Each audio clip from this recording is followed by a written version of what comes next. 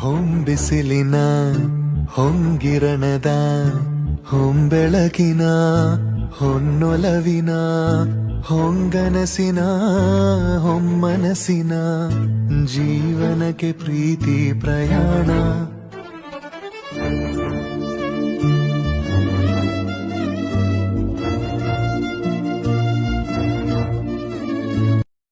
ಬೀಸುವ ಗಾಳಿಗೆ ಮನೆಯಾವುದು, ಆಕಾಶಕ್ಕೆ ಮೊದಲು ಕೊನೆಯಾವುದು, ತಿರುಗಾಡು ಕಾಲಕ್ಕೆ ಊರ್ಯಾವುದು, ಆ ಸೂರ್ಯ ಚಂದ್ರಂಗೆ ಸೂರ್ಯಾವುದು, ಭರವಸೆಯು ಬೆನ್ನಿ